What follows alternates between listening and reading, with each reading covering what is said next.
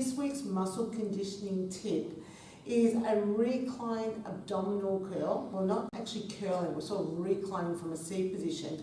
And we're also adding a little bit of upper body work. Not a lot, but just enough to create a bit of load. Okay, so I've got a 1.5 kilo dumbbell. That's all I'm using today. It doesn't need to be heavy for this exercise if you want to use anything at all in your hands. Also, if you're a group fitness instructor, just be mindful that some people will go too heavy and won't be able to maintain the core activation while they're doing this particular exercise.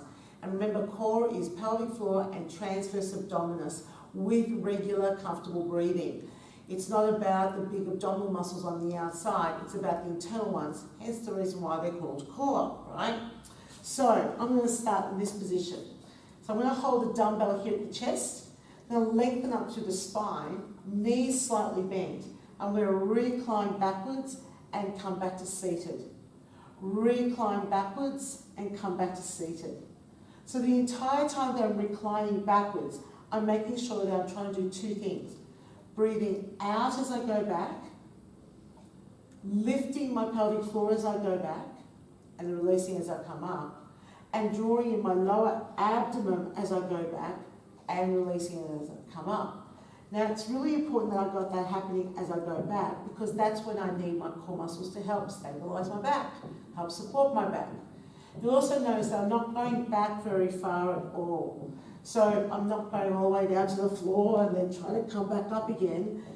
I'm just reclining back slightly and lifting up. Also notice I'm not doing it with a rounded spine. So I've got my spine lifted and I'm going back and lifting up. So I usually do approximately 8 slow repetitions of this before I add the next progression. So going back, and as I come up, I press the weight up. So going back, breathe out, and breathe in. So exhale, inhale, again, exhale, and inhale up. So this could be quite a challenging exercise, and for some people, that's enough. But there's one more progression with this exercise. So we're going to start moving the leg.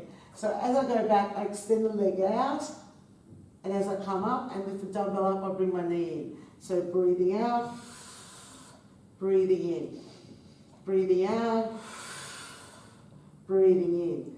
As I go out, try and draw in my lower abdomen, and then come back up. As I go out, I try to lift my pelvic floor, and then come back up again.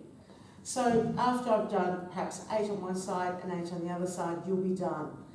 For some people, they might also feel this a lot in the hips. So if you're a group fitness instructor and that's the case, then what I recommend is put the weight down, get them to do that movement with some assistance with their arms. So their upper body is going to assist them with doing this movement and take the load out of the legs. You can still do this with the leg, and they'll get a little bit more of a workout, but it's really important that you teach good activation of the core, the deep abdominal muscles and the pelvic floor.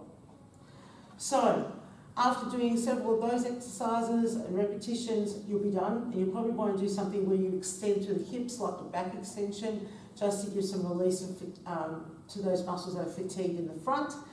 But a great little exercise. You don't have to do it for very long to get a really good workout. So if you'd like to find out more about my trainings, hop on my website, mariettamehanni.com. I've also got a Facebook page where you'll be able to check out all these exercises and more. So I hope to see you post one day on my page. And that's this week's muscle conditioning tip.